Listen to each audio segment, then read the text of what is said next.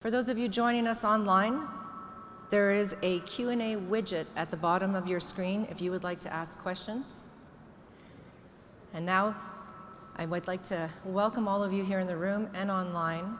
I'm Renee Thornton. I'm the chair of the Wild Sheep Foundation's Women Hunt program. It's my privilege and pleasure to be with you here today. And for those of you who joined us at the seminars in 2019 and 2020, welcome back. We're happy to see you again. And for those of you who are new, we're thrilled to meet you. The Women Hunt program essentially engages and helps more women cross barriers on their journey into fields and the mountains. And based on feedback that we received at the last seminar in 2020, our committee is currently developing a web-based platform of resources and supports. We're forming partnerships with other organizations, and we're creating learning opportunities for women new to hunting and conservation, as well as those who are already a part of those communities. And so our committee decided that it was time to officially launch this program. In October of 2021, we offered an exceptional opportunity for 12 new female hunters to experience their first hunt in a safe, comfortable, and immersive educational environment at the FTW Ranch in the Hill Country of Texas. That ranch delivers a new hunter course, and we partner with them to tailor it for a group of women. And we incorporated conservation education with the world-class shooting and hunting instruction that they deliver there by former U.S. Special Forces operators and experienced hunters. So the ladies learned instruction on the safe handling of firearms and precision shooting techniques. They had the opportunity to hunt for white-tailed doe, and the course included instruction on game identification, shot placement, field trailing, and hunting techniques. There was instruction from field to fork. The participants learned how to field dress, butcher, and care for their animal, and they were taught by an expert chef on wild game preparation. We placed considerable emphasis on hunter ethics and etiquette, and we included a comprehensive section on an introduction and discussion on the North American model of wildlife. The participants were selected from our chapters and affiliates. Our committee used an application process. It was objective, it was a blind assessment. We had a scoring rubric. We wanted to be as consistent as possible in selecting these women. And those same chapters and affiliates helped out with a financial donation, but more importantly, they went and found an exceptional hunting mentor for every one of these women, so that when they came out of the course, they were continued to be supported and help getting connections in our communities and having the opportunity to be mentored on future hunts. And our collective commitment is ultimately to ensure that we have 12 fantastic ambassadors for the Wild Sheep Foundation and also for the Women Hunt program. So they're all giving back in some capacity in their communities. That is a third branch of this course, is giving back. And we're working with them on helping them out with that and supporting them, and we're really excited to see what they do in the next year. The women are all really enthusiastic supporters of the Wild Sheep Foundation, our program, and 8 of the 12 of them were able to be here with us during the sheep show to volunteer and also participate, and they are with me here. You'll meet them shortly. And if you've been at the show for a while, you may have seen them volunteering. They were running auction slips at night and doing lots of things here on the floor during the day. And so without further ado, I'd like to introduce you just briefly here. So we have Danny Henderson, B. Segura, April Mendebles, Brandy Love, Briella Cole, Laura Hauser, Stelaine John, Tiffany Osborne. So we're going to get the panel going, and we invite you to ask questions at any time during the course of the discussion. They have live mics. We'd love it if you'd use them. It helps for our viewing audience online to be able to hear you. Before we get started, I just want you to know that behind you, after we're done with the discussion, we've got a whole bunch of learning stations set up. We have representatives from SITKA, Kenetrek, Stone Glacier, AZYRE, Schnee, and Kifaru. They're going to be here to talk about their products, the features, help you with questions you might have about fitting a pack, selecting a boot, getting your clothing in order. We're also going to have Rachel Ahtila and a crew of 3 additional women who are going to be demonstrating how to pack a horse, but you're also welcome to go up and give it a try with them. Rachel will be joined with Amanda Caldwell, Glenda Grote, and our own Brandy Love. And finally, we're going to have Dr. Peregrine Wolf at the citizen biology stations with 3 other wildlife biologists from Nevada Department of Wildlife, and now very graciously donated ram skulls, biological samples, and they're going to demonstrate how to take a good biological sample in the field to help ensure we have good results for testing. It's a sad reality, but disease management in wildlife is really important, and the better the sampling we can take for biologists, the more they can help in us try to save wildlife. And then we will also be looping a couple of films in the back corners. If you are the sort of person who likes to watch a movie, we're going to show the new Hunter Course film that we premiered Thursday night at the banquet, if you were there, as well as Becky Humphreys, the CEO of the National Wild Turkey Federation, her delivery of the North American model of wildlife conservation. So let's get our conversation started. We're going to go in order, just so you know, they're going to kind of flow this way. So we're going to start with Danny.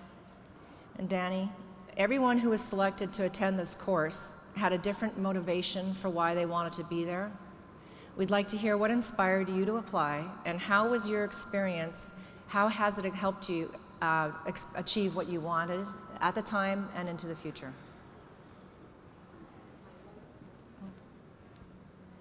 My motivation was my family. Although they didn't know it at the time because I didn't tell anyone that I applied. I felt like this was something that I want to do completely by myself. My family started hunting about 10 years ago, and as a mom and a wife, I just enthusiastically embraced and loved a supporting role. I learned about and helped organize all the gear for the family, turkey versus deer versus elk, winter versus fall, arrange kids' schedules so my husband could take kids to sight in their rifles, and of course practice shooting. And since we were not a gun-owning family prior to that, I felt a huge responsibility and obligation to take the hunter safety course, so I did that on my own. And through this journey, my husband kept putting me in for points, and I kept saying to him, "Why are you doing that? I just don't ever see myself doing the actual hunt." And then after that, I saw this opportunity to hunt, and in my mind, I kind of thought, well, maybe I'll be a hunter, but I never had a plan of how to make that happen. And I read about this program and read the questions, and I thought, well, this is the now. This is what's going to make it happen. And reading the questions, it was so simple to answer. It just flowed from my heart. It just was so easy. So I was surprised when I got chosen, but I was so grateful when we went to the FTW ranch. Even though the guys there, everybody teaching us and training us, I knew they had heard my questions 100 times, but they made you feel like it was the first time they were hearing it, and that made me relax and get confident. And now I step away, and I'm so excited to hunt. I'm all in. I hate to say this, I'd never heard of the Wild Sheep Foundation before this, and now I have just loved every second of being here, and I just think this is going to help all of us to move forward, promote hunting, and bring more women into this. And so thank you from the bottom of my heart. All right. Thanks, Danny.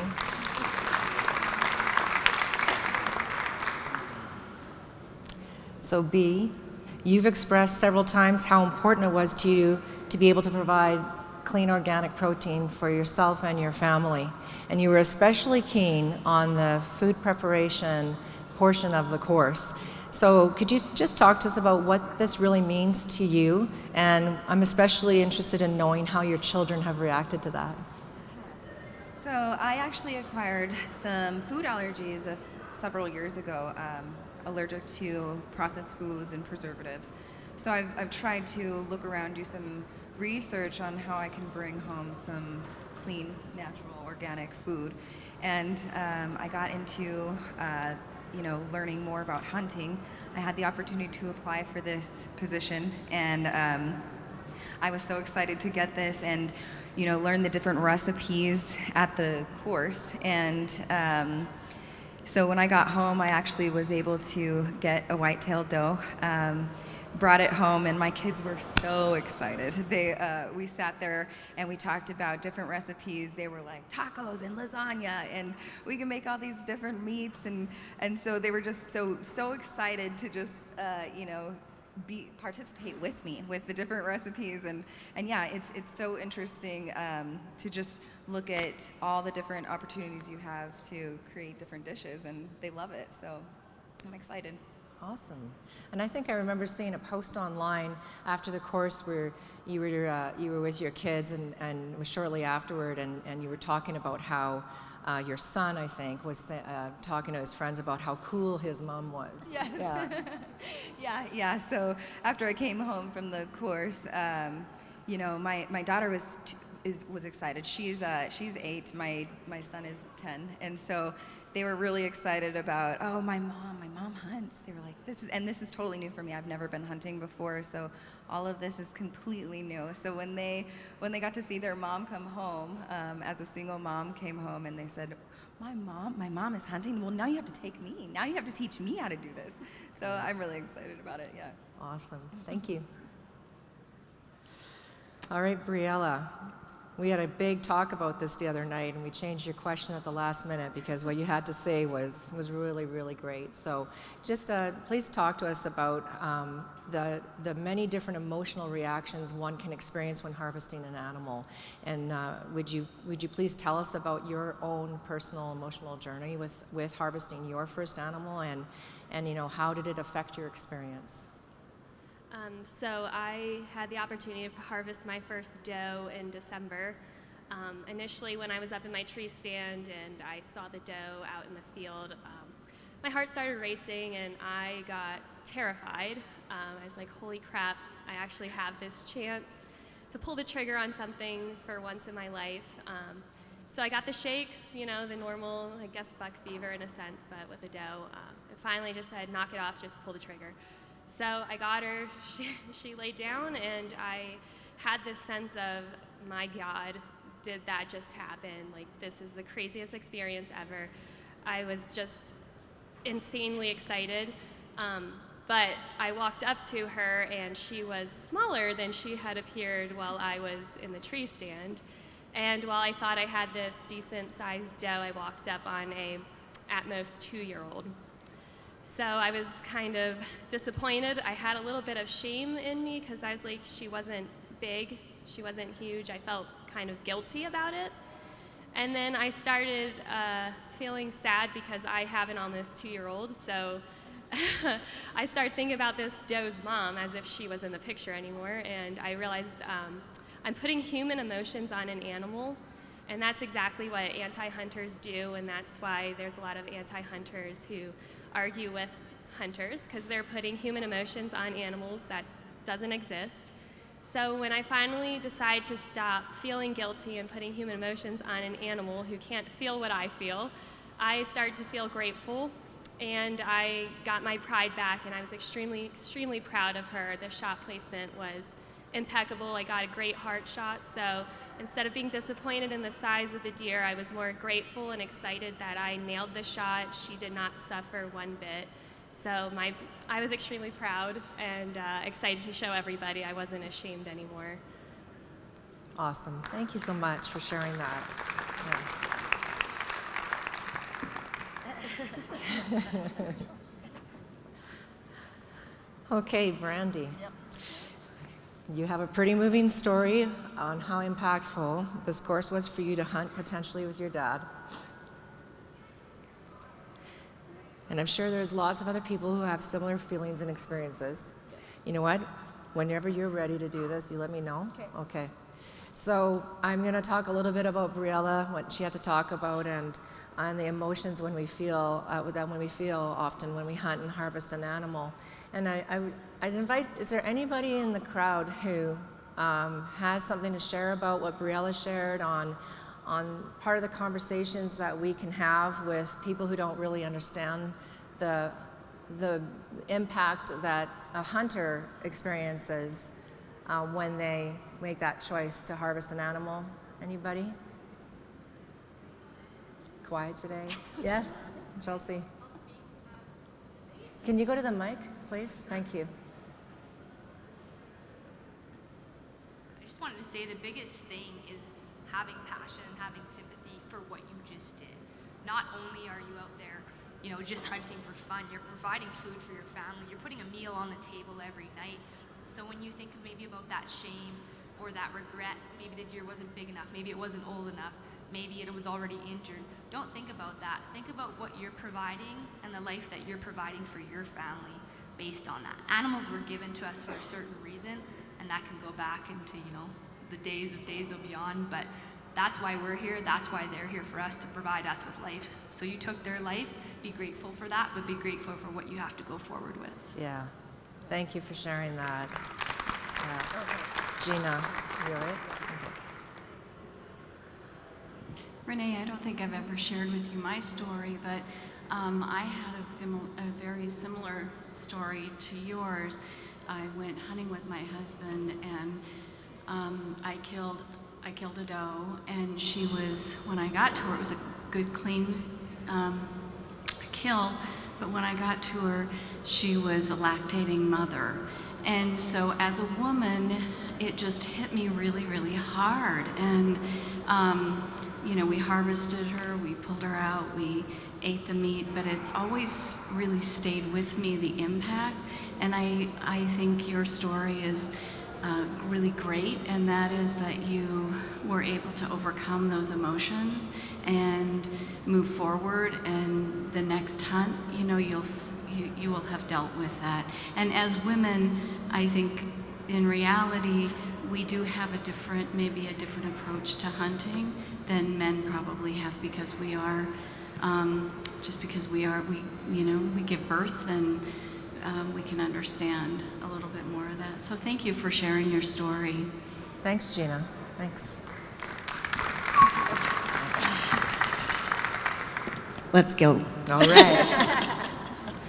So, coming to the course, I grew up in a hunting family. However, I didn't have, I chose horses and barrel racing at that prime age where most teenagers, young kids get involved. So that took a passion and direction in my early teens and 20s, and I moved to 2 provinces away from my parents. So in that time frame as well, I didn't get the opportunity to have the family Sunday dinner, Friday night hunt, those kinds of things. So as our parents age, unfortunately, and as we grow older, health challenges become present, and the reality that they don't live forever becomes present as well.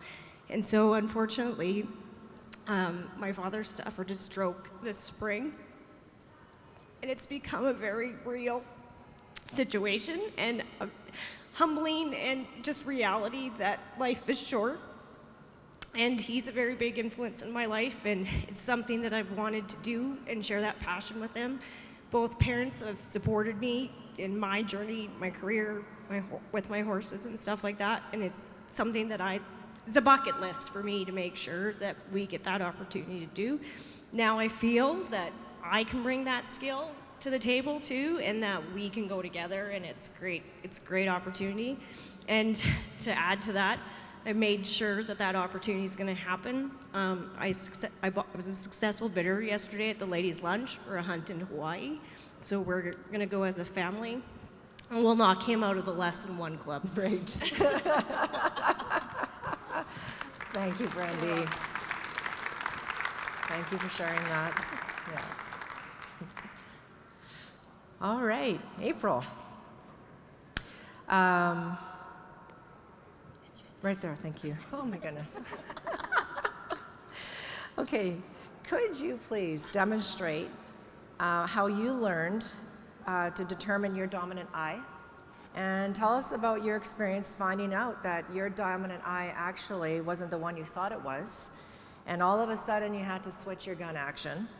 And what was that like? Was it difficult? How did you experience that, and how did you manage it? So one of the first things they taught us when we went to the ranch was a lot of the things they were teaching us is a way. So when determining your eye dominance, there's different ways, and one of the ways I learned when I took my hunter safety course was, I call it the triangle method. I don't know if it has a scientific name. Danny, can you hold my mic or maybe show where you focus on a spot and you put your hands in a triangle and you bring it towards your face, and whichever direction your hand goes, that's your dominant eye.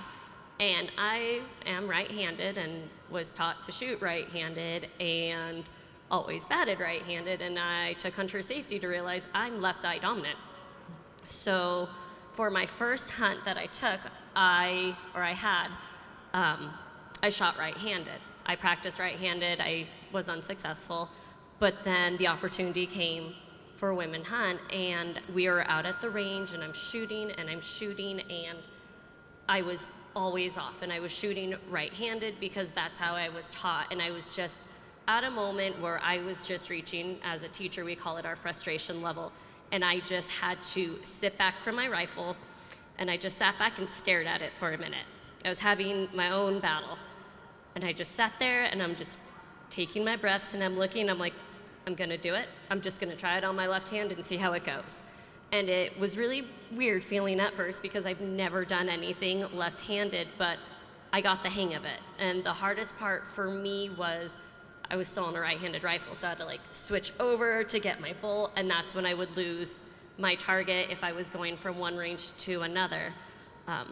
But I had a great instructor, and when we were in class that night, he switched me out completely to a left-handed rifle, put on the scope for me, went and sighted it in, and so the next morning, I was ready to shoot left-handed, and I was successful almost right off the bat. And it was stressful at first, but I mean, we did that, we did drills, we tried different positions, and I just remember when we got to the point of prone, sitting, standing, kneeling, I was just bam, bam, bam, bam, and I had it, and I was like, oh. And I remember us talking at the ranch, I think that night, and they're like, how do you feel? I go, I feel like there were a lot of life things that should have been different for me. It was like, this makes sense of why I was always terrible at trap shooting, why I was never probably very good at batting and softball. I'm like, so I will forever be grateful for this experience, because as I was sharing with the ladies last night, is I don't think I would have given myself the time to realize I need to be a left-handed shooter, and this experience helped me to become the hunter I know I will be. We draw different in Nevada, and so once my next tag is drawn, I know I will be going out so confident in what I was given with this opportunity, and I will forever be grateful for Women Hunt, Wild Sheep Foundation, FTW Ranch. Awesome. So then, yeah. Thank you. So, refresh my memory, when Fredo switched you out from the Weatherby Camilla, that was the right-handed 6.5 Creedmoor, he switched you out to the left-handed action. Did he put you on the 257, the Weatherby? No, I was on a Savage. Okay. Yeah. We've ordered you. We've ordered me, yes, yeah, the okay. Weatherby. So, right. And now that we know it's coming, I've had friends come up to me and be like, same thing. They're right-handed, they're left eye dominant, and they're just like, I think when you get that, I want us to find a time to go to the shooting range, because I'm wondering if I should be shooting left-handed too. Right. So yeah. I think it's kind of put a bug in other people's ears of maybe I should give myself that chance too.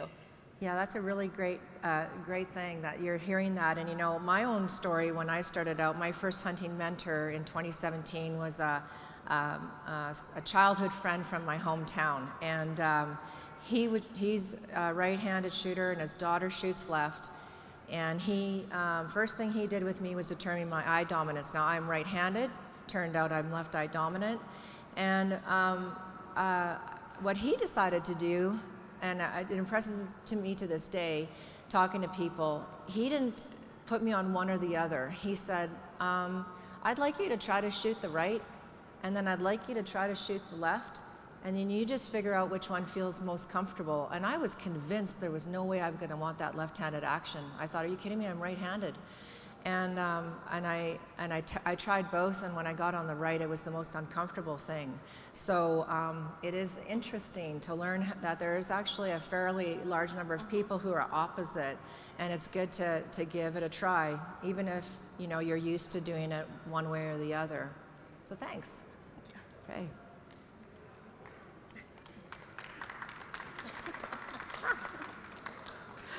All right, Laura. We love Laura. She's like the dynamo of the group. So you know how much we find you to be such an inspiring woman who has had a very fun and interesting life. And there's a lot of things that define you, and but one of them is that you're also a cancer survivor, and you have an incredibly impactful story of what led you here. And so we would just really like you to share that story with us and talk about the epic journey you're on. All right, well, hello. I would tell you that I feel like I've lived a pretty normal, average life. I was married the first time around 27 years. I'm somewhat of a slow learner, so it took me a long time to pull the trigger on that and bail out of that relationship, but I finally got that done. And then a few years ago, I met a wonderful man, about 13 years ago, and he's an avid bird hunter, which I have become. I have 2 setters. I had never even picked up a firearm before I met him, and he taught me how to shoot. He's just an outstanding guy, gave me all kinds of opportunities, and it became a very big part of our lives. About 6 years ago, not one of us, but both of us were both diagnosed with cancer at the same time. He was stage 4, and it was a bit of a struggle for about 4 years for him. And unfortunately, he died last year, and I survived though. And that experience taught me a lot of things. But most importantly, I think I learned that life is very, very short, and it's somewhat like, I think about it now like drinking a glass of water. And when you're drinking it, you're just savoring that gulp, and you're taking it in, and you're really enjoying it. And what I learned from that was, get out there and enjoy life. It's very short. You never know when tomorrow you might be diagnosed with cancer or some other medical condition that could change your life radically. And so that just, it was so impactful on my life. It changed my life. The opportunity came to apply for the Women Hunt. A friend of mine said, you really need to do this. You really need to try it. I applied for it and was accepted. I honestly was shocked. I was very surprised, but I thought, I'm going to embrace this. It's an exciting opportunity. I'm going to take it and run with it. And so we went down to the FTW ranch, and I have to tell you that in itself was impactful, meeting these 12 women, just embracing all of the things that they taught us. They did an incredible job. They gave us a foundation of conservation. They taught us about the ethics in hunting. And then I was able to build on my bird hunting experience and actually learn more about sighting in rifles and how to spot and stalk animals. And it was just an incredibly amazing experience. And it has set me on this fantastic journey. I can't believe I'm sitting up here today with these women. They're just forever friends that have become a part of my life. Spending the week here, I didn't even know what a sheep was before I did this, and now look where we're at. I've learned so much about the Wild Sheep Foundation. I've had opportunities to volunteer this week to build on that foundation that I have. I would encourage anyone that's out there that's looking for an experience, that wants to try life, just get out there and do it. Try these experiences. Get out there and have fun. And it may not work out the first time, but you begin to meet people and you begin to build relationships. You have forever friends. And I have now this incredible opportunity to get out. I hope I can be an ambassador for the Wild Sheep Foundation. I hope I can educate women, especially, on hunting, on shooting, on harvesting meat. It's just an amazing experience. I will tell you that my children tell me now that I am badass. And I certainly hope I can live up to that for whatever time I have left on Earth. Thank you. Thanks, Laura. Laura, can I ask you a quick follow-up question, please? Sure. I just listening to you talk, it never occurred to me to ask you this before. So we know that you did some bird hunting with your husband, and so you're proficient with a shotgun. So what was it like for you to then learn precision rifle shooting? And did you have to adjust anything in your thinking? Yeah. Yeah, okay, the answer to that question is, and I didn't know this when I was at FTW Ranch, it's actually, I've learned it since there. You shoulder a shotgun differently for shooting, like a side-by-side shotgun, than you do a rifle. So with a shotgun, you're kind of more back. And what I've learned is with a rifle, you're leaning into it and you're leaning forward. So there definitely are, it's a different technique. And it's really cool that I've learned that now, because actually we were at the front desk the other day at the registration desk, and our IT guy was there, and Danny and I were talking about shooting, and we were talking about different size shells and 12 gauge and this and that very topic about how you shoulder a shotgun versus how you lean into a rifle. And he's looking at us and he was like, I never would have imagined in my entire life that I'd be talking to you women about shouldering a shotgun. You guys know so much more than I do about it. So it made me feel good that yes, I am learning, and yes, it is different. It's a different technique, so. Good, thanks. You bet. Okay, Stelaine. I love listening to you talk about this, and I think everybody else will too. So, you've talked about how proud you are that you're going to be able to take back this experience and share your knowledge with the women and children of your tribe, the Navajo. And so if you could just kind of talk to us about, since you've returned from the course, what kind of impact have you started to have with the members of your community? What are those experiences like? And then after that, could you also then talk to us about the importance that you personally place on utilizing all parts of your harvest, and what you asked Chef Josh at the course, in particular, to prepare with one of the harvested does? Yes, so coming out, it was just very excited, and I was so I was just excited to go back to my own tribe, the Navajo Nation, and share my experience. And just because I had grown up in a hunting family, my brothers, my uncles, my dad, they all hunted. And I remember growing up, I always wanted to go out with them. And like I'm sure you saw in the video, they were just like, you stay home, and when we come back, we'll have meat and stuff for you to cook. It's like, well, that's a bummer, okay. But eventually I started to self-teach myself, and I met my fiance, and he's an avid hunter, and he was a really great mentor to me, and I was able to tag along on his hunts and learn different techniques. And then just combining that information with what I learned at the FCW Ranch, and combining like a little curriculum. And so Navajo Nation has their own game and fish management department. So I was able to get in contact with them and be like, do you have any courses that are like women or children specific? And like, other than Hunter Ed, no, we don't. I was like, okay, well, my name is Stelaine, and I was part of the Women Hunt program. I did this training at the FCW Ranch, everything from field dressing to hunting techniques, tracking, and this was all women-based. So what I would like to do is I want to give back to my people, my tribe, just because it's carried me, and there's so many traditional values that mean so much. And I figured there's a great way to tie in both traditional values and just modern hunting ethics.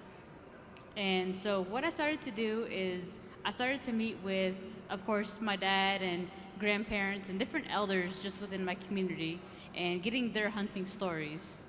Like with that, I can put together some type of brochure or pamphlet of how we can connect culture and traditional values, and how we're able to reach out to the youth. Just because on the reservation right now, there are, of course, tons of youth, but the language and the culture is slowly fading. And I know as myself getting older and talking to other elders, it really breaks their heart to see that. And I know whenever I go and talk with an elder or my grandparents, I like to speak to them in my Navajo language, and that just warms their heart. Like, we need more of this. And so I figure connecting the youth and the women to culture and traditional values is a great way to give back. So it's also amazing to hear stories from other people who have hunted and how their outlook on hunting is, hearing different techniques that they have. Awesome, thank you. Yeah. I think you're going to have a big impact in your community, Selene. Yeah. I really hope so, and I hope to, once I get that curriculum out there, hope to share it with the rest of the women here, and hopefully just out in the public, and it might benefit someone else. I mean, you don't have to be native to learn about just different culture values or different hunting ethics. Yeah. So then now tell us about utilizing all parts of the deer, what you had Chef Josh do. Yes, so on our Navajo tribe relies heavily on sheep. Of course, it's not like a bighorn or a doll or anything else like that. It's just some Navajo churro. But whenever, that's our main source of meat. So growing up, I was always taught to use every single part of the sheep, from, of course, the meat to the intestines to the sheepskin and the head, everything else like that. And talking with Chef Josh was really amazing, just because we have different recipes, and there are also like the coal fat and just the intestine, the heart and the liver, all of that combined just makes similar dishes, surprisingly. When I was talking with Chef Josh, I know he had talked about a heart of ichi, and I had that for the very first time prepared that way, and it was delicious. It was amazing.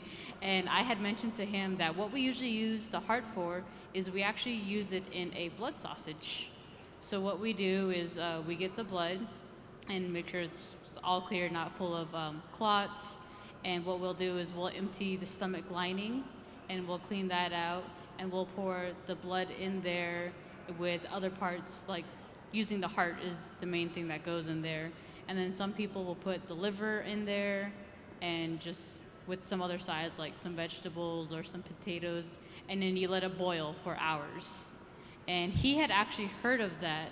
And so what I was actually planning on doing for him is making my own recipe sheet of the blood sausage, or sending a video. That way he could go ahead and try it on his own. So it's always great just to share recipes with each other about all of this.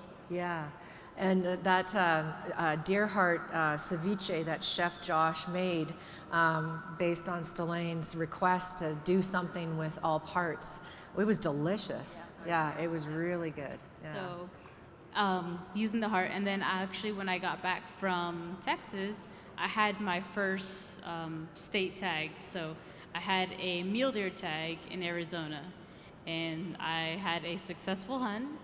And when I got back, I was so excited to try all these new recipes with my fiance.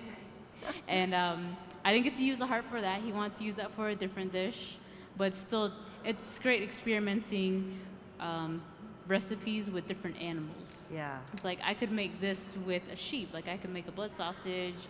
I could make a cheat, which is a traditional dish, which is a slice of meat, and you're like wrapping it in the sheep intestine. Okay. So that's another one. And just having to experiment that with deer. And that is my main thing, because they provided themselves to us. And so it's very important that we utilize every part of our game that we can.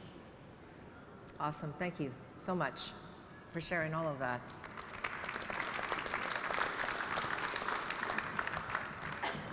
All right, Miss Tiffany from Texas. We're going to wrap this up with you. And I know we've lobbed you a good, weighty, meaty, multifaceted questions. So I'm going to read the whole thing out, but then we're going to just allow Tiffany the chance to kind of answer one question at a time. So you have shared with many of us your desire, your deep desire to teach and guide other women on their hunting journeys and as you continue to develop as a hunter. So share with us that interest and how you feel we can expand and promote the Women Hunt program and bring more women in. Talk to us about promoting ethics and fair chase, which you have some pretty strong opinions on. And also, if you could talk about, just in general, the opportunity that the Wild Sheep Foundation provided all 12 of you women who are new to hunting. I'll try. Okay. I think, as you've heard up here, we all are so excited about the experience that we've had at FTW Ranch and with the Women Hunt program, and we're so honored to be a part of this, the inaugural year of this training program. And I think that all of us would just love to share this with as many women as possible. We've learned so much, and we want to make sure that other women have the same opportunity that we have to learn all of this comprehensive rifle work and hunting experience and really such a comprehensive education, and share that with as many other women as possible so that they can have the opportunity in a safe and comfortable environment like was provided for us by the Women Hunt program and FTW Ranch. I just can't say enough about the environment and the comfort that we were all able to gain, and how much we appreciated our experienced guides and trainers throughout the process. And so I guess I'll go ahead and talk about the next portion of this, is how we promote Women Hunt. And really, I think that all of us will be going home to our local chapters and affiliates of the Wild Sheep Foundation, and we'll also be communicating, and all of us here should be communicating with all of our local organizations and our sporting clubs, and increasing the amount of outdoor access for youth and for women throughout the states, or throughout the world, of course. But the more access to the hunting lifestyle and hunter education that we have for all women and folks out there, the better it'll be to be able to sort of get more people to have that great understanding of once you really appreciate the wildlife and you understand and have that awareness that we play a major part in managing healthy populations and making sure that populations and healthy herds are provided for in the future, then the ethical portion of this, it just follows, I believe. I think that we all have a sense of responsibility towards that. So talk to our local chapters, talk to our organizations, talk to individual women that we all know, point them to Renee with Women Hunt, to the Wild Sheep Foundation's online website, and to the Women Hunt program. And it's through those partnerships that opportunities will multiply. And I think that we're all going to play a part in that in the future. Awesome. Thank you. And I know that we all wanted to add that all of the supporters for the Wild Sheep Foundation and the women that have made sure that the Women Hunt program could be possible, the FTW Ranch for tailoring an existing new hunter program to women for us, and has been wonderful, and all of the sponsors who made sure that the 12 of us women left this program outfitted for our hunting journey, and we are ready to go, and we have so much gratitude and appreciation for being involved in this program. Awesome, thank you.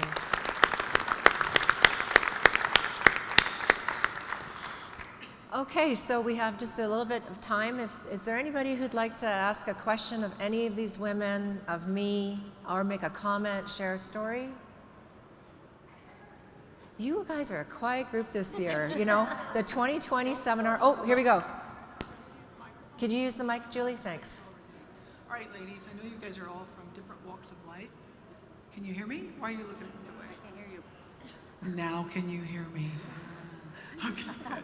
I know you're from all different walks of life, and you guys have been great representatives for women who hunt. I just want to know, what was your biggest fear to take this first step? So I know it's going to be all different. What's your biggest fear in getting into the outdoors? And then how are you guys going to take that back and communicate it to other women to overcome that so they can have the same experience? Anybody want to answer that? Yeah. B wants to answer it. Okay.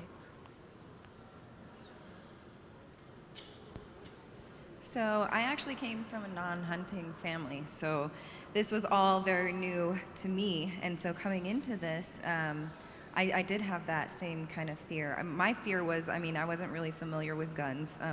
Never really had guns in my house growing up. But like I had mentioned with the food allergies or whatnot, that was my biggest interest. And when I went into this opportunity to learn all these different techniques in safety and ethical hunting, I brought some of that knowledge back home to my family and the women in my family. And so they were kind of, I think, you have different opinions on hunting, and it's very sensitive, especially with some of the women in my family. And so, they were kind of very concerned, like, oh, you killed this animal. And so, having this opportunity, I was able to share that knowledge that it's not just like a sport. We're not going out there to just kill an animal. I'm bringing food home to my family, and I think that's important to show them there are different recipes. This isn't just gamey food, and we don't just, it's not just for fun. It's important for me to share that with my family, that I'm using all of the parts of the animal, like Stellane had said as well. I went home, I got with my mentor, we learned how to flesh the hide. I went and just different parts of the animal. Bone carving, you can make some art out of the different, the sheds, or, and just the different recipes in the meat. So I think it's important to show and spread that knowledge about hunting, and that you can use all different parts of the animal, and, we're providing food for our family. Awesome. Thank you. Yeah. Thanks for the question, Julie. Yeah?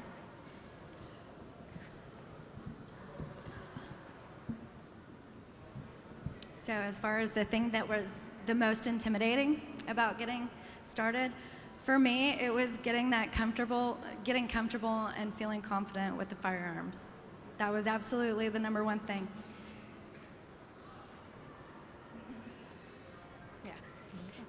And so being able to be in the environment at FTW Ranch, where we were walked through it in a safe and supportive environment with these 12 women champions for each other out there, was just the best way to do it possible. So I think a way to help folks out in the future is to just give other opportunities to women, and maybe take out our friends, and even if it's just to arrange or get them just comfortable with loading it. Just understanding how it works, knowing to not be afraid of it, and not be intimidated by it. And that's a really, really big deal. Thank you. Yeah. Okay. All right. Good. Go. So mine was a little bit different, just because in the Navajo culture, women are taught not to hunt, and that it was all left to the guys. So one of my biggest fears was being able to actually becoming a hunter, and the fear of my family or just other friends or extended family not accepting who I am, or being able to go to just different tribal events and being able to share my experience with hunting. I felt like I would kind of be shunned out and looked down, yeah. And just that I wouldn't be accepted. And being with these other ladies and being at the FTW Ranch taught me that no, I should not look at that way, sorry. But this is a great opportunity to share, because there are other women out there. I know that I'm not alone, that they have the urge to hunt, and they have the urge to learn new things. And they might be stuck in the same boat that I was, where they're traditional based and only the men would do it, but they want to go out and learn too. So that is what I really hope to bring back to my tribe and show people, like, it's okay.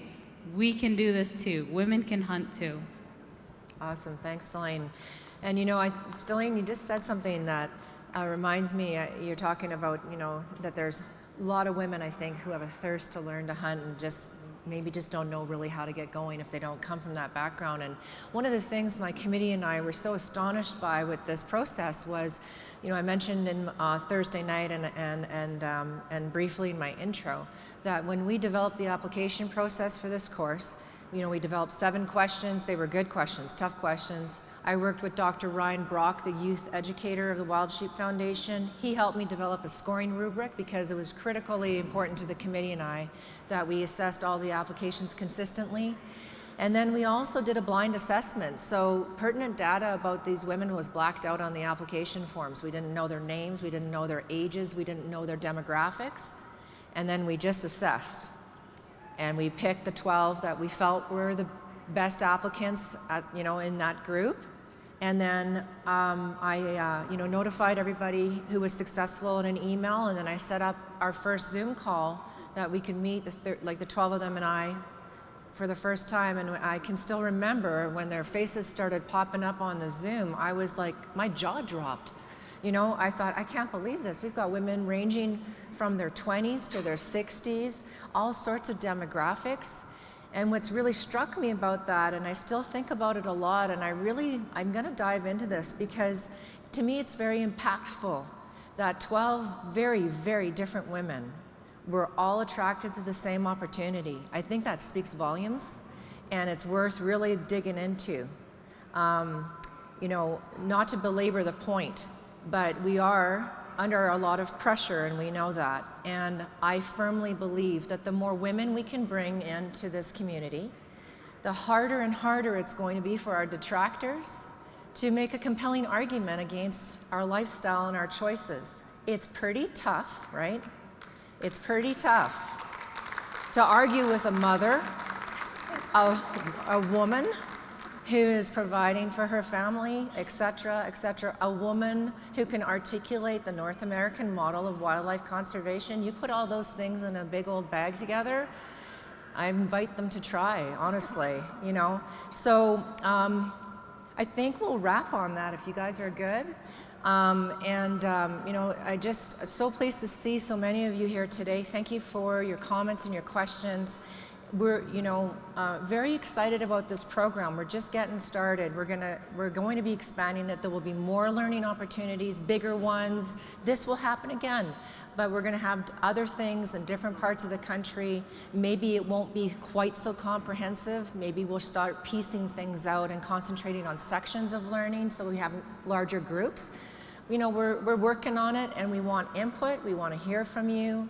We invite your dialogue, and we just, you know, hope that you'll work with us, come on board, join the team, join the movement, and just help bringing more women and youth, of course, so critically important. But this program is women-focused. The Wild Sheep Foundation has a youth program run by Dr. Brock. He does an amazing job.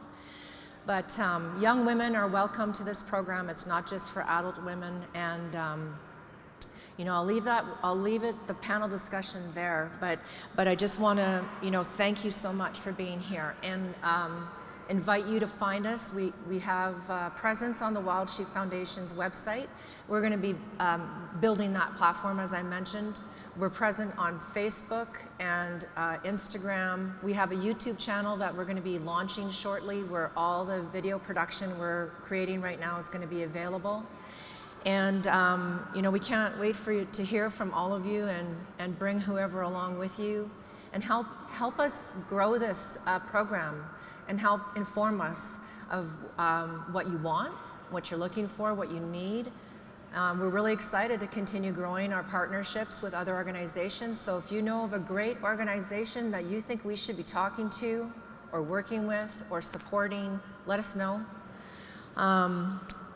And I just invite you to please stay with us in the room for a while. We have, you know, 6 great exhibitors friends of the Wild Sheep Foundation who pulled sales staff off the floor to be here to talk to you in a more intimate and quiet environment about questions you might have about gear adjustments and technical aspects of clothing and things like that. You know, we've got the women who are going to show you how to pack a horse if you want to learn how to do that, or even a part of it.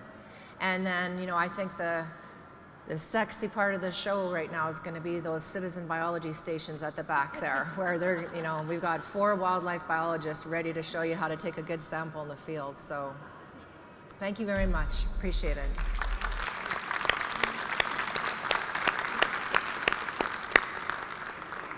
Okay, I've got to pivot.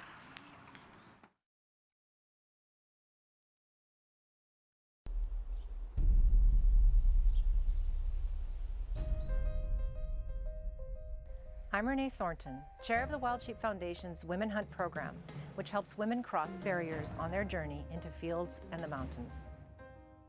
The new hunter course was designed and developed and is delivered by the FTW Ranch in the beautiful hill country of Texas. The course is a 4-day total immersion instructional and applied learning course that takes a person brand new to shooting and hunting and sees them through in conclusion to the opportunity of harvesting a white-tailed doe. The Women Hunt program partnered with the Wild Sheep Foundation's chapter and affiliate network to find applicants for this awesome opportunity, and the committee selected 12 truly exceptional women. I grew up in a family, we fished a lot, but when it came to hunting trips, it was more of a man thing. I'm a single mom now, and I just want to be that role model for my kids. I want to show them, especially show my daughter, that girls can do anything. I grew up in the hunting environment, watching my brother and my dad and my uncles go out and hunt, and they would come back with a deer or an elk. My job was kind of just to help them unpack and just get the food going. I grew up in a big city. I live in a small town now. I thought, you know, it'd be nice to be able to source my own food and provide it to my family. I'm here because I'm a cancer survivor. And from that journey, I learned that life is really short. And if you don't like what you're doing, you need to get out and find something that's going to make you happy. And this opportunity came up with the Women's Hunt, and I applied and was overwhelmingly surprised when I was selected. When I found out I was going to be a participant, I was trying to explain to my husband everything that was going to come our way in means of gifts and equipment and clothing to support us in a hunt. My husband literally asked me, "Are you sure this is legit?" Just everything was so perfect when it came together. I know a couple of us got emotional just because we're really blessed to be here and to experience all of this.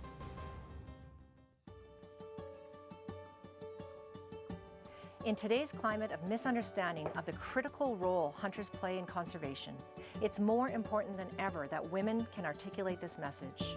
They bring a whole new, non-traditional dimension to hunting, and they're changing the face of hunting and hunters to all of our benefit. Conservation is very important to me. The protection and management of wildlife is something that we should all be paying attention to.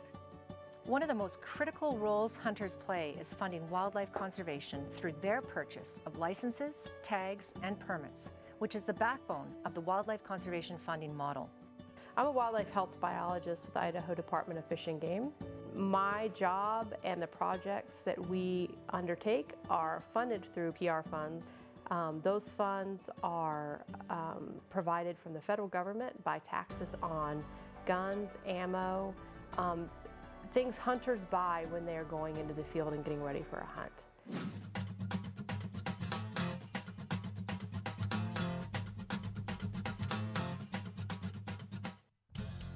I think even not being successful harvesting an animal will come with a lot of emotion as well.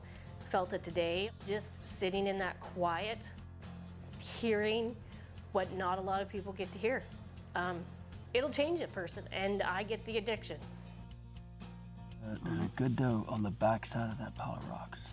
That's a good shot when you're ready. Okay. She's down. Okay. Good job. She's right there. Awesome. That's a great deer.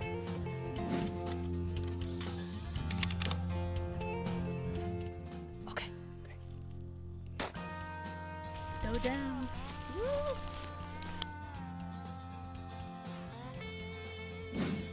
Oh, I came here for one goal. I got it. I got some meat home for me and my kids.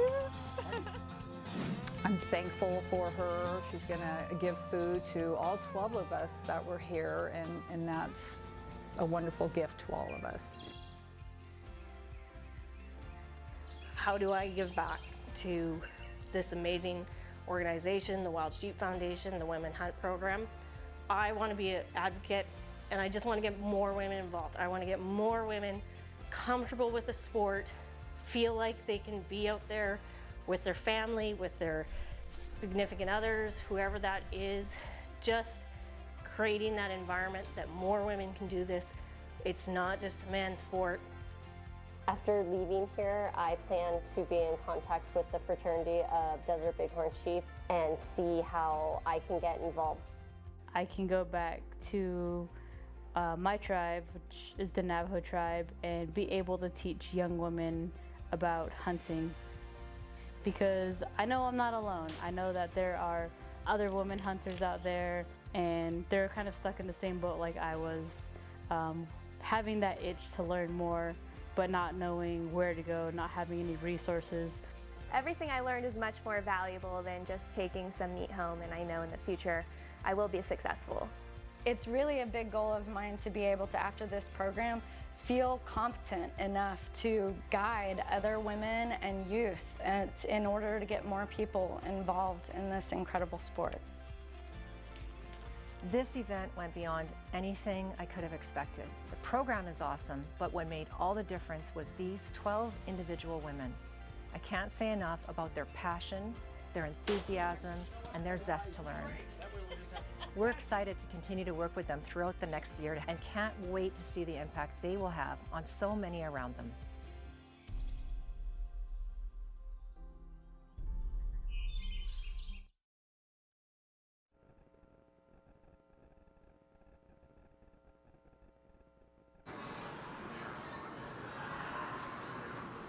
Okay, folks, so sorry. I closed off the panel discussion and forgot to do the drawing for the Schnee's boots. When you walked in, you got a ticket for Schnee's. So we're going to draw for that right now.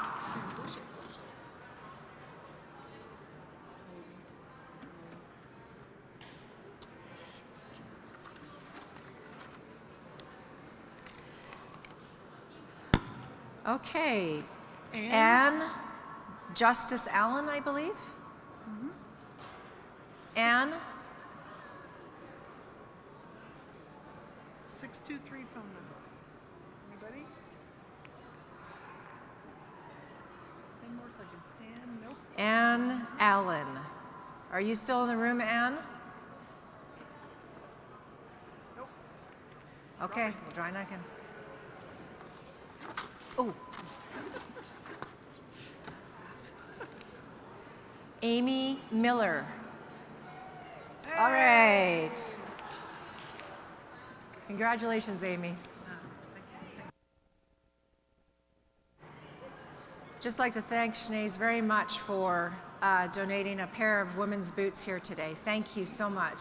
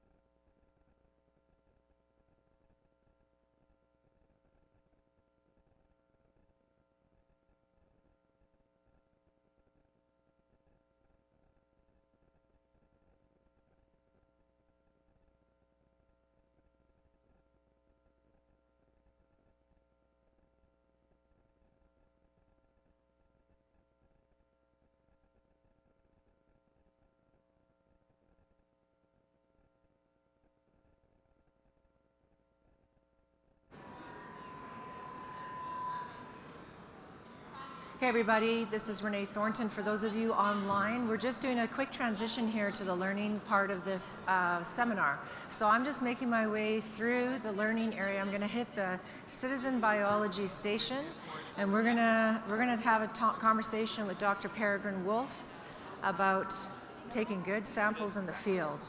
So I'm just making my way there, and we'll get that started for you guys. Hello, Renee. So I'm just going to be joining. Are you filming?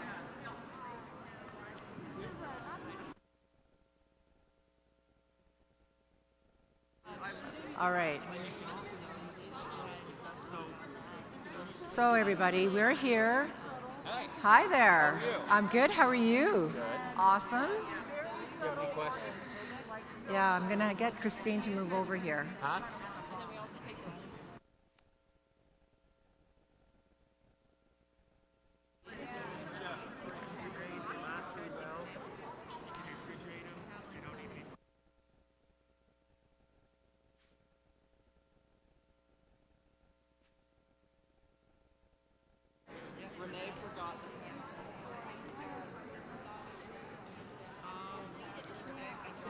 All right, I'm here, and I'm gonna just start talking to Jason Matzinger. Hey Jason, nice to see you.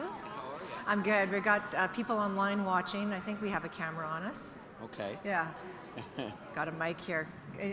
You're really helping the Wild Sheep Foundation and the Women Hunt program out a lot, and we're really grateful to you for what you're doing to help promote our program.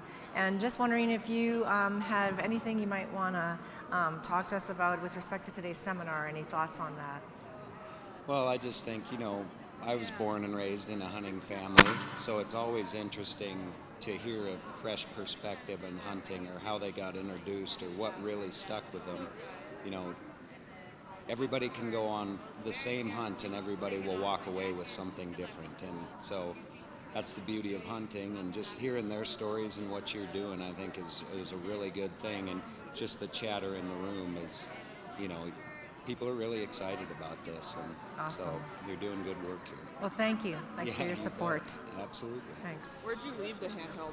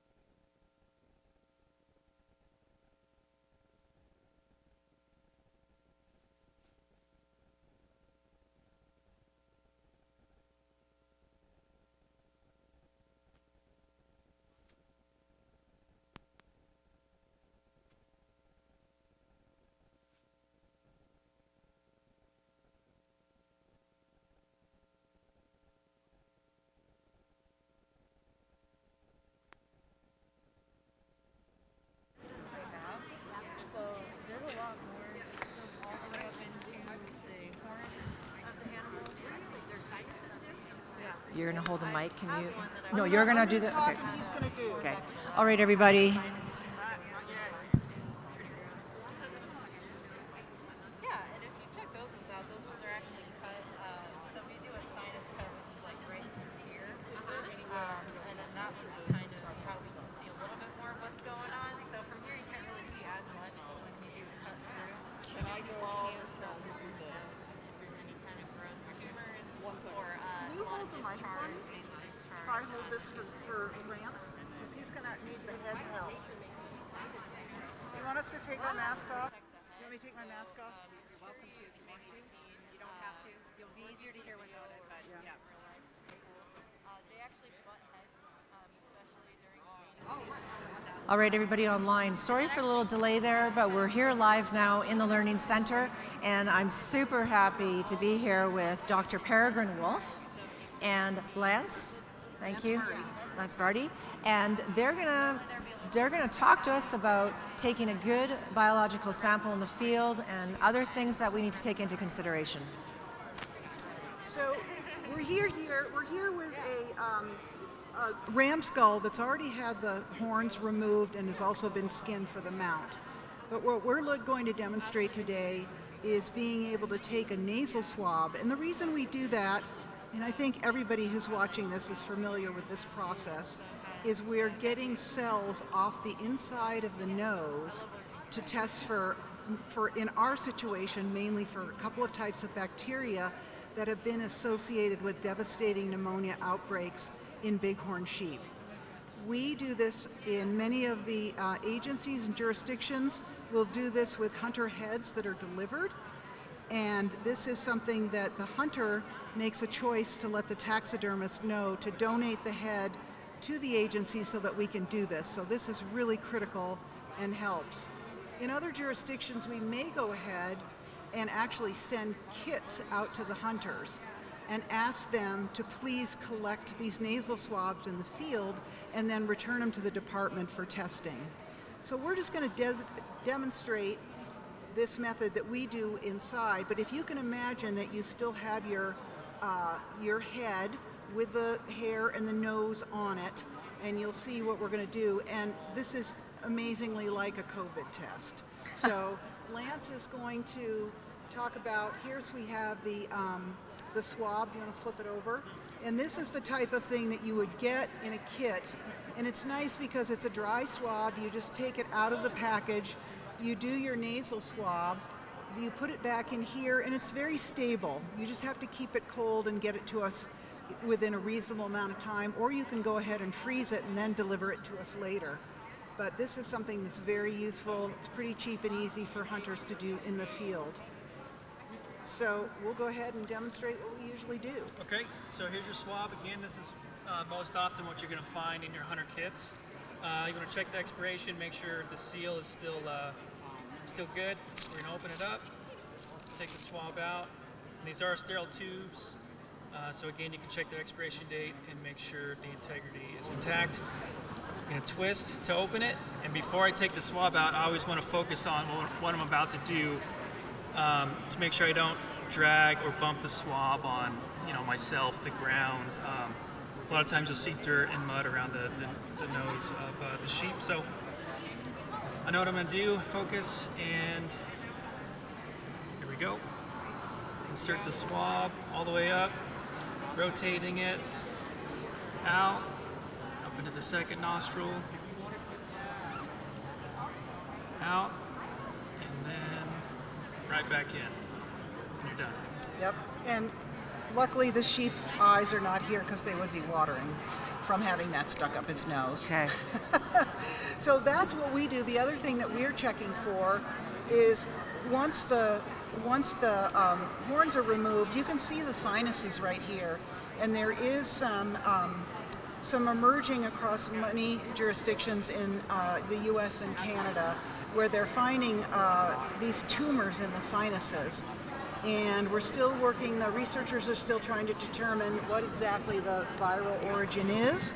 But one of the problems is that if you can imagine if your nose is full of all sorts of gunk and is really inflamed, but you also have a lot of bacteria up there, then you can chronically shed that bacteria because it's all growing in this nice media. And that is something that we found associated with some herds that have very poor recovery after a disease event, is the fact that some individuals will have sinus tumor, and it's been associated with chronic shedding of bacteria that we know are detrimental to bighorn sheep lambs especially.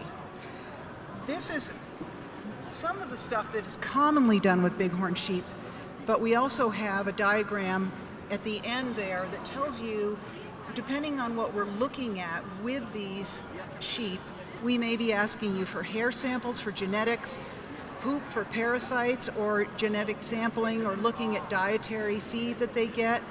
We are looking for liver, which we can do trace mineral testing on. We may be testing spleen, all sorts of the other organs. We sometimes ask people to take the femur, the big femur in the back leg, because it's full of marrow that has fat in it if the animal's healthy, but if they're starving to death, it turns into jelly. So that's a really good way for us to be able to go ahead and assess the body condition score of the animal. So as a hunter, eyes and ears on the ground for the wildlife folks, and a huge resource to help us get the samples we need to help manage populations. And so if you do get a kit, or if you are asked to do that, please do that, because you see what the animal looks like, you know what you've hunted, you know what's been shot. That information that you have can be valuable for us. The samples that you collect can honestly make a huge difference in how we might manage that population.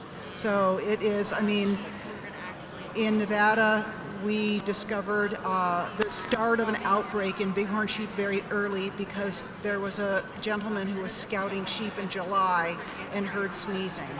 So we would have never known that if the hunters hadn't been out and shared this information with us. So very valuable resource for wildlife management. Okay. Yep. Well, thank you so much for demonstrating. Thank you, Appreciate it Renee. a lot. Okay. Happy Thanks. hunting. Thank you. All right, so now let's make our way. We're going to head off and talk to our friends over here at Schnee's. 1 second, I have to change batteries. I need to change camera batteries.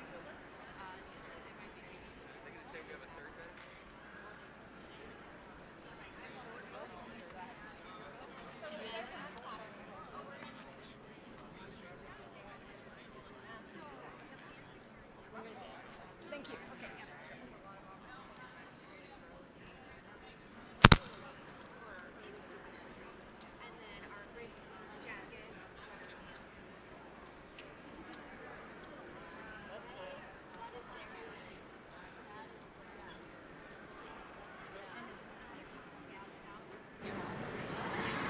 All right, we're going to head over here to talk to our friends at Schnee's. Good to see you. Good to see you. Can I get you to hold that? Okay. Thank you. Yeah. Do you want to come over on this side? All right, so first of all, thank you again for the awesome donation of boots that we just raffled off. Yeah, of course. We're glad to do it. It's excited to be a part of it. Fantastic. So for our viewing audience at home, they're not here to see you and meet you and talk. Can you just kind of really briefly sort of go over what it is that Schnee's has to offer and little features that you want to share with us? Yeah, absolutely. My name is Michael. I've been with Schnee's. I've been with Schnee's for about 10 years now. You know, off and on kind of through school. But we make hunting boots is the short way of putting it. So we've been doing kind of like our pack boots. We make those in Bozeman, Montana. We've been doing that for about almost 40 years now. And about 15, 20 years ago, we started doing stuff like this. So anywhere from like your little light day hikers into like, you know, more kind of serious light hiking boots for archery season up to like your serious sheep hunting boots. Awesome. And I know we had a chance to talk the other day, and you were talking about how these boots are made in Italy. Correct. And there was a reason for that. Yeah, we make all of these boots, small batch production, handcrafted in Italy. And the reason we do that is Italy is simply just the best place in the world to do it. We're a direct-to-consumer company, so we don't have any retailers. The only place to get them is here at shows or online or in our store in Bozeman.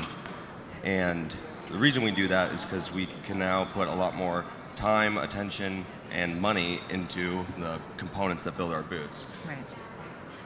Which, in the long way of putting it, or short way of putting it, I should say, is we get a lot more boot, a higher quality boot for the dollar. Okay, so I'm just looking here. My friend Tiffany, she lives in the state of Texas. Gets pretty warm there. Okay. Yeah. So what might be a good alternative for a warmer climate? This would be the perfect option. That's our women's Kestrel.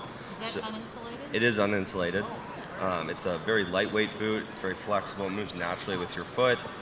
It's got shoulder fabric all through here, so it's breathes really well. It is a waterproof boot in case you need it. But that boot's about 2 years old now, and it's been really popular in climates similar to Texas. Great. Awesome. Well, thanks for your time. Yeah, thank you, Renee. Thanks for being here. Absolutely. Appreciate it. Thanks. Okay, let's visit Kifaru. Hi. How are you guys doing? Good. Okay. So we're joining our friends from Kifaru PAX, and they're going to talk to us about their offerings. I'm going to just step behind here with you. Or actually, would you mind holding the mic? Sure. Okay. Or one of you picks the packs, one hold the mic, whatever. Yeah. Okay. What questions do you have? So this is for our viewing audience online. Okay. So we've got people online watching. They're not here to talk to you and meet with you. Cool. So if you could just talk about your packs with our online audience. For sure. So we offer really durable American-made packs and frames for people that are looking to haul a lot of weight and not have to sacrifice comfort and durability in that process. So we offer lots of different sizes. Today we have the 22-inch, the 24-inch, and the 26-inch frame, along with our Shape Charge pack, which is an internal frame day pack. So each person is going to have different sizes that they need based off of their physical anatomy. So based off of like your height, weight, waist size, and inseam, we can tell you what size frame you're going to end up needing. So if you do have questions and you want us to fit you virtually, give us a call or send us an email and we can help you out over the phone or internet. So if you have more questions, definitely let us know. We have lots of options to get you what you need. Awesome. Well, I have a couple questions. So I think what I learned the other day was that you have a consistent frame and then your packs work with them. Is that correct? Exactly. Can you talk to us about that? Yeah. Yeah, the external frame system is really nice because you just choose a frame, and like this one here we have set up actually. So this is the Striker XL pack that we have on here. So you choose the frame that you want, and then you put the pack that you want on it. So if you want a day pack and then you want to interchange out for a larger pack, you can do so without having to buy a new frame, which is nice. So this is our Striker XL. You just unflip it here. If you do need to expand it for a multi-day pack, you get a 1900 cubic inch pack here, and then you can use the load sling to put a larger camp bag style pack in there, or your meat if you're packing any meat out, and so you get a larger capacity pack based off of this little pack. It just expands and gets more space, and then the external frame is a great option if you just want to carry meat on a frame, or if you just want to exchange out your packs that you have chosen. So right, lots of awesome. options with that. That's a slick system. Yeah. Yeah. Yes, ma'am. Okay, well, thank you so much for your time. Really appreciate it. Thanks for being here. Yeah, thank you. Thanks. Okay, why don't we cross over and go talk to our friends from SITKA. Hello. How are you? Good. I can hear you talking, but I don't know where you are. So I'm with Ahtila from SITKA here. Hello, And virtual. Is it me? I don't know. Is it? Okay. Yeah, you're holding the mic too close to. Okay. Would you take the mic, Abby? Okay, thanks. Sorry for that feedback online, folks. All right. So Abby is here representing a great sponsor of ours. Why don't you just try talking in a way? It's me. It's probably me. It knows I don't like microphones. Okay. I'm gonna. If you go there, I'll go here. Okay. Now we're ready. Okay. So Abby, please, if you could talk to our online audience about what you're doing here today in the room for us on behalf of SITKA. Yeah, of course. So, first of all, we're just happy to be a part of, a small part of the Women Hunt group. We were lucky enough to be able to support the last Women Hunt seminars down in Texas. You know, we came out with our women's line, I believe, in 2016, 2017, and it's, you know, we created it by women, for women. It's still 100% SITKA. We didn't, what we'd say, shrink it and pink it. Right. We went ahead and you know, brought in women. We did a lot of surveys and a lot of things to go ahead and ask, you know, what do you need? What are you looking for? What have you worn in the past? What works, what doesn't? And we came up with a full, you know, skin to shell, head to toe SITKA system that fits women. And from there, we continue to learn and grow, and we'll keep coming out with, you know, the same SITKA product we have, but for women. And like I said, just happy to be here and happy to be a part of it. Well, we're so grateful too. And I know we were talking about these pants the other day, and these are my absolute favorite. I love those knee pads, and it's such a great feature. You can take them out if you need more mobility, pop them in if you're going to crawl through some rough terrain. Yeah. Lots of great features with the SITKA clothing. We're so grateful to you and your company for everything that you do for Wild Sheep Foundation and the new Women Hunt program. So thank you for being here. Yes, thank you. Thank you so much. Here you go. Thanks. I'll turn it off. Okay. So it doesn't... Okay, let's move on, everybody. Okay, so my hi. husband got me a blue diamond, and I don't wear it very much because I hunt. I've actually gutted animals in my engagement. But All right, let's go visit Brandon with Stone Glacier. Hey, Brandon, how are you? I'm good. Do you mind getting on mic and talking to our online audience? Awesome. So I'm here with Brandon with Stone Glacier, and he's got a pack here, and he's going to just talk to you a little bit about the versatility of the Stone Glacier pack and how it can be adjusted very simply, very easily to fit any woman's body frame and height, any person's body frame height. So could you talk us through that? Yeah, absolutely. Do you want me to pitch it? Sure. Okay. So with our packs, all the adjustment is in the shoulder straps. Here, let me hold that for you. Yeah, thank you. So all you have to do is break the Velcro, slide your hand underneath and slide it up, and just even them out here, reseal the Velcro. I'm going to loosen this up a little bit here. And so what we're looking for is we want the crests of your hips to right about the center of the hip belt. And then also it kind of depends on where the lumbar hits you above your glutes. So we're just trying to get kind of the happy medium where it's not too high that it's giving you a stomach ache, and it's not too low that's restricting your hip movement or leg movement when you try to go over deadfall or something. So we're just going to loosen this up, and we'll probably, I don't know how we're going to do Okay. this. I'll switch again. We'll use my lapel mic. There we go. Okay. All right, I'll have you throw that on there. Okay. Okay. So then we can just buckle the hip belt there. All right. Oh. Kind of, you got a hunting belt on right now. Hold on, Brandon. Help me out. There we go. Right there. Okay. Okay. Yep, and just tighten that up. Yeah. Cool. And then you'll go under your shoulders here. You grab that one and that one, and then you kind of pull back away from you. There you go. Okay. Awesome. And then the last is your load lifters up top here. So I'll hand that to you. Okay. And there you got that one. Okay. And you just want to snug those up. You don't want to over tighten them. There we go. Just like that. Just like that. Cool. And so this one, you can see it's kind of fitting a little bit off. I should have raised the shoulder straps a little bit more.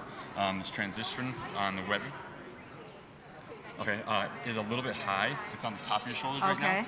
We kind of want it a little bit more forward. Right. So what I would do is I would take that off and I would raise those shoulder straps up a little bit and bring it over. Yeah. And it would fit a little bit better on the shoulders. Right. There. But we have good contact in the back. We don't want a gap on the back of the shoulders because we're trying to distribute the weight over amount of surface area, as much surface area as we can. Yeah. So right now it's good, but it could be better if Okay. we just adjust it. And we just need to take it off, make those little fine adjustments, put it back on, try it again. Yep. Awesome. Simple. Love it. Thanks for your time. Okay. Oh, thanks for being here. Yeah. Yeah, I was like, do I have my chest strap? Thank you. Okay. It's kind of hard with the lapel on it. Thanks. Why don't we head over here? Hello. Hi. How are you? Good. Good How to are see you. you? I'm really, Good to really see you good. too. Yeah. Do you mind taking this, Jim? Sure. Awesome. What do I do with this? We've got an online viewing audience. Just kidding. So I'm with Jim with Kenetrek Boots, a huge supporter of the Women Hunt program and the new Hunter course that we hosted in October in Texas. And thank you so much for your support. Very welcome. Happy to do it. Yeah, and so for the folks who aren't in the room with us today, we just want to give them a little taste and flavor of what the folks who are here are hearing and learning. So if you could just talk to us a little bit about Kenetrek and your boots, we'd love to share that with our viewers at home. Sure. We basically developed the men's hunting boots specifically for sheep hunting. I mean, it's something that's near and dear to my heart. I've fell in love with sheep hunting. I have the disease, you know, grew and grew. And so anyway, then right away we had many, many women that came and said, why don't you make these fantastic boots for women? And I'm like, there's not that many of them. Nobody hunts, you know, they're not that serious, same old, right? And eventually I relented. My partner is like, look, there is a market here that you have to address. And so we basically went back to the drawing board, created our own specific lasts. Yep. So it wasn't just to shrink down a men's boot. Okay. Because women typically have a much narrower heel. Yep. And you know, obviously a shorter higher arch. Higher arch. Yeah. Yeah, exactly. Yeah. And those don't necessarily correspond to a men's shaped last. Right. The last is the shape that the boots are built on. Yeah. And so we actually went back and created our own lasts, and then took a lot of what we learned from the men's boots and incorporated that into a women's model. Okay. And it's been incredibly popular. And I mean, we have many, many fans. We actually sell more men's boots because of the influence of a lot of those women. Right. They love their boots so much that we sell many more men's boots. So awesome. It has been quite a journey. That's great. Well, I know I'm really glad you guys make women's boots. Yes. Yeah. Can you talk to me just briefly then about options that you have? Yeah. So this is our women's mountain extreme boot. Okay.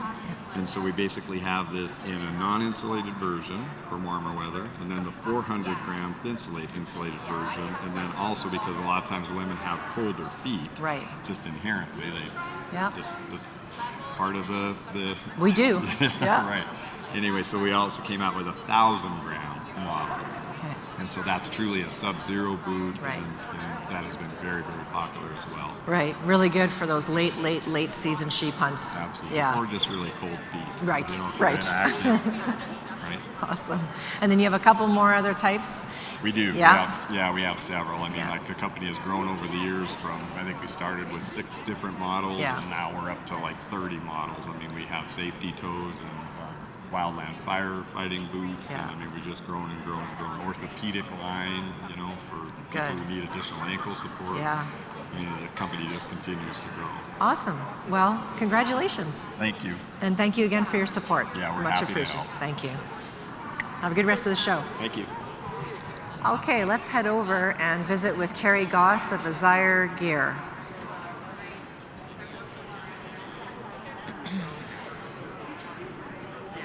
Hey, Carrie.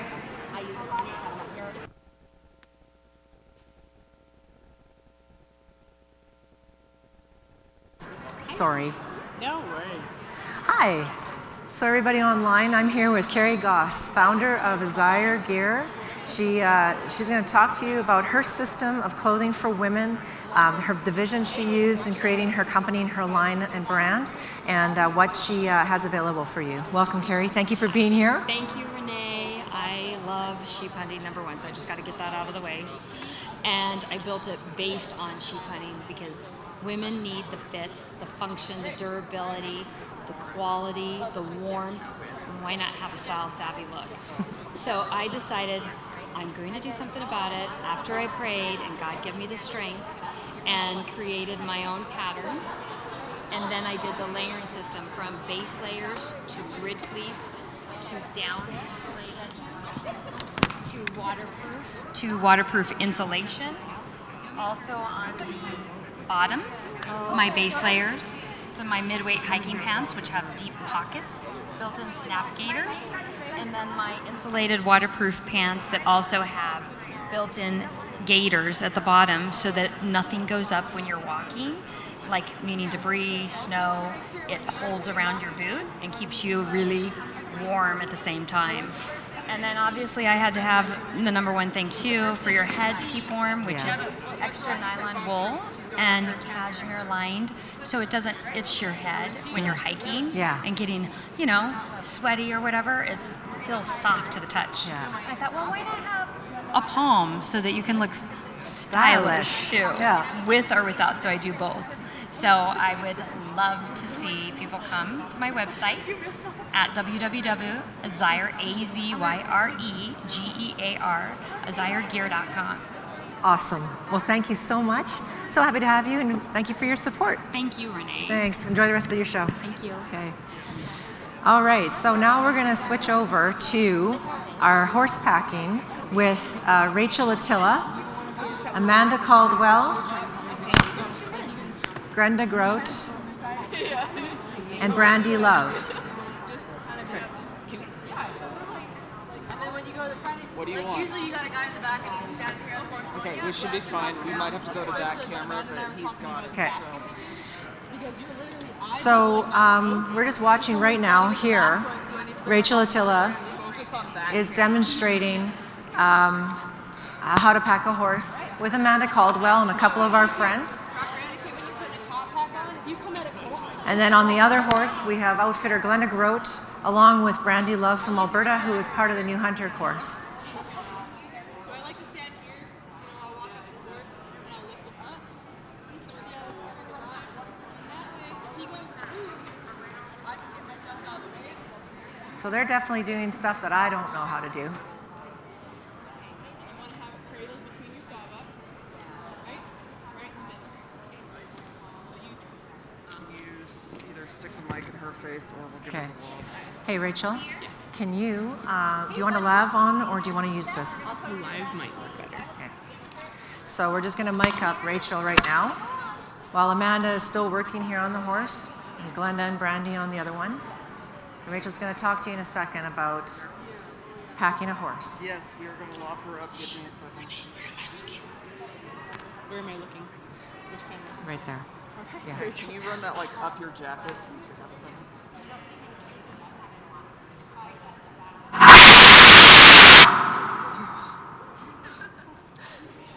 That was sharp on the ears there. Holy. Sorry, guys.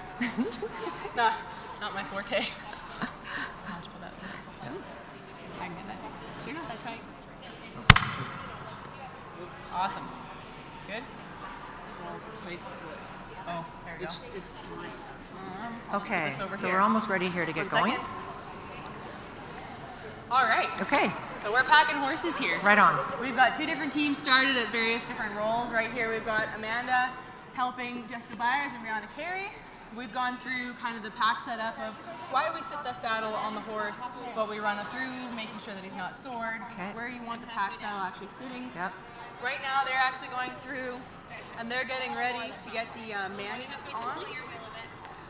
So one thing that we were really talking about is we like to keep our Manny tarps nice and clean. We don't want to have a whole lot of tarp flying anywhere else. So we like to have it tucked up, which the girls are learning. And you want to make sure that you can see your sawbuck. We were talking about that a little bit earlier. When you're riding down the trail and you look back over your shoulder, there's nothing worse than seeing your pack starting to roll on your horses. Right. So sometimes boxes will shift if they've bounced off a tree or whatever's happened. But as long as you can see your sawbuck and it's sitting right in the middle of the horse, the boxes might have moved just a little bit, but you know that your load is going to ride at least till hopefully when you stop. Just Right. to check everything a little bit more thoroughly. Yeah. But we wanted to make sure, obviously, that our pack rigging, I'll kind of run through that while the girls are getting ready. Our britchin you've got set up here, we want it to ride just kind of in this nice little hollow on the horse. You don't want it up too high to give them a wedgie, because as soon as you start going downhill and this britchin goes up under their tail, you might get a really rude awakening or a bronc ride running past your saddle horse. And then one of the important things, you want to make sure that you have your saddle pad sitting 2 or 3 inches in front of this hairline, imaginary hairline here. Yeah. If you get it too close to the back, there's nothing worse than going down the trail and having that pad grab with the way that the horse's hips move. And that hairline, the hair will actually help hold onto that pad and it'll pull it out. It might look good from the front, but if you get a guy in the back going like this, like playing into your pad, you might want to stop and repack. Right. So the girls have got the top pack all nestled in. This is just one way of doing it. Some guys will wrap the canvas or the mani all the way around. I like to have it nice and clean, so that way if you're going through muck, mire, or water, everything's staying as dry as it can. Okay. Sometimes you are crossing rivers that can get a little deep, or if you get sunk in a bog. Right. So it's just keeping your gear clean. We don't have facilities in the backcountry to just take it to a laundromat. Right, obviously, So, yeah. a lot of times we'll use these mani tarps to throw over top the saddles. we'll also use them, you know, for camp floors or thrown over top your bedding. So if you can keep your tack clean, that's the best idea. Yeah, and I know I was listening to you talk about this the other day, and I remember you talking about the real importance of properly weighted balance, right? Yes. Everything you do has to be within a pound of each other, right? You try. Yeah. I mean, we try our best. Yeah. In the old school ways, I mean, we still hand bomb, and you'll try and pick up the boxes and just kind of settle into your hands. You'll turn around and give it the other way. So in camp, before we start packing the horses, we do want to try and get it as close as possible. Right. Nowadays, you got these nice little mechanical luggage holsters that you can get at Walmart or whatever else. You can Yeah. get battery-operated ones, or just mechanical ones, and then that way you can just lift it. Because I'll tell you what, I'm not gonna be finessey about this. When you got a quarter of moose in there, you're like, okay, I think it's about 70 pounds, and then you got to go to the next one. I ain't lifting up 70 pounds under both hands, so that's when the scale really comes in handy. But, and then on our top pack too, you want to remember, like, you are going to want to have the heaviest part of your load riding in the bottom of your box.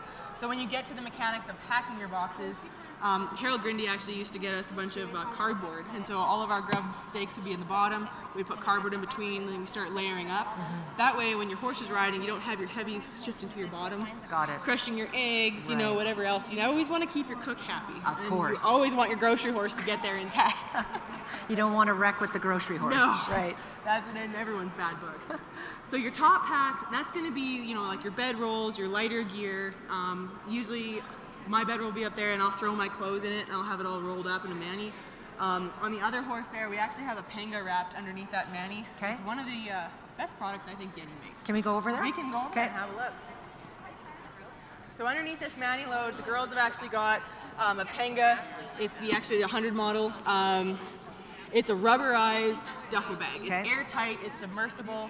This sucker, you can put it on, you can get your diamond rope really nice and tight, but it also, God forbid you have a wreck, if it gets bucked off, your stuff's gonna stay dry and hopefully intact. All right. It's gonna act like a big old pillowcase, Okay. one might say. So basically use the panga to put the contents of this. Yes. Okay, got Yep. it. And you know what? It makes for a great seat in camp. It's also ground squirrel proof if you got dry goods, you know. Or I'll hoist this up in a tree if we're doing a spike camp. Yep. I'll take that and I'll put it on a lash rope and I'll chuck it up in a tree. So that way it just keeps your camp nice and clean. So it's a nice overall. You know, it's weatherproof, obviously. So that's one of the products I really like using. Obviously, it's a little redundant. The Yeti doesn't need a mani, Right. but with this, I mean, you need to get it to camp, so you might as well have it on there riding nice. Right. So, as we're getting here, the girls are starting to do their diamond. Amanda's walking them through. I'm going to play catch up here. Okay. So what they've done is they've thrown their rope configuration over the top. Amanda's getting the girls set up where she's getting them to do the basket rope on this side. And what they've done is they've done their configuration where she's got her loop.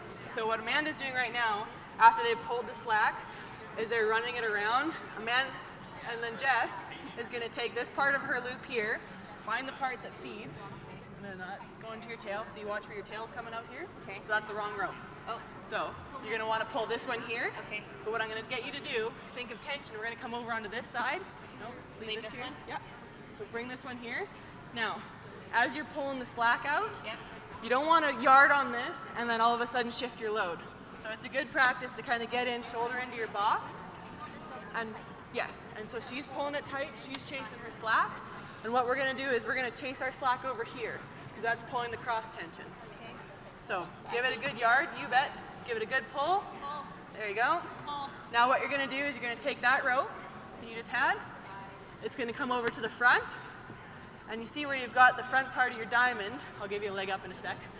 It's putting the cross tension on the top of your top load. So you're going to take it, you're going to pull it forward a little bit, taking the slack out of this piece. Okay.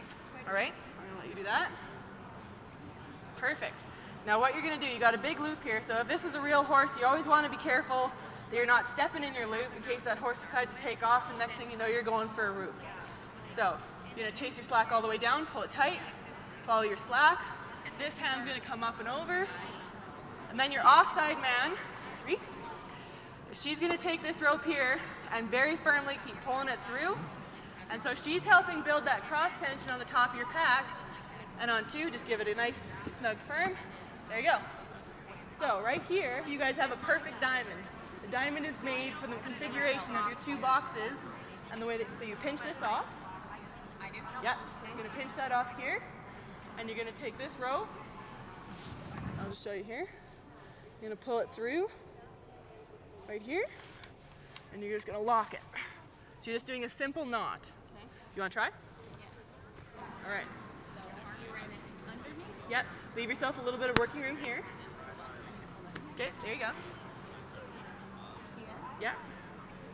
Now that tail, you're gonna put through your hole right here. Yep. Yep, you bet. And then you're gonna take this and give it a nice yard up there. Perfect.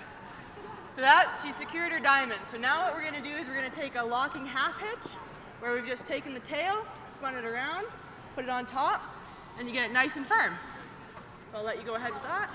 Do that one more time. We take our tail, we just do a half hitch where we've spun it, and we put it on the tail right here. There you are. So basically that's just securing the top of your diamond. This way? Yep, other way, there you go. There you go, as long as it locks, perfect. Awesome. So then what I was showing the girls earlier is you start at the back, and what I like to do, it just keeps it neat and tidy, and I'll run it through like this, so that way it's all nice and in accord. With the loop that you've made here, I'm gonna take the top of it, and I'm gonna make, so almost looks like a bow tie, and that top piece that you pulled through, I'm gonna pull through the bottom, same as you would like power cords or whatever you have around the house, and that keeps all your ropes nice, neat, and tidy, and up high. I'll take that and I'll just throw it underneath there. The best thing is, that way you've got all of your moving pieces of your diamond up high. It's not gonna get caught by a stick, it's not gonna flip-flop around. And then that way, right here, a lot of times we'll put a twine, and we'll put the horse behind you tied to there on the twine, so that way you can see it's got all of your ropes out of the way in case they get wrapped around or whatever happens. Nice diamond, ladies. Awesome. Awesome. Well, thank you so much, Rachel, and to Hey, all thanks the to everyone that came out. Yeah. And so we hope you enjoyed that. We kind of came in halfway through, but we're going to have a full-length demonstration video available online soon of Rachel and Amanda packing a horse that you can break it down and learn at home if you need to. So thank you. Hey, not a problem. Thanks It's for your a pleasure. support. All right, everybody, thank you so much for joining the Women Hunts Program's 2022 seminar here at the Reno Sparks Convention Center. So appreciate your time and your patience as we've navigated some technical glitches. So thank you, and we will see you next year.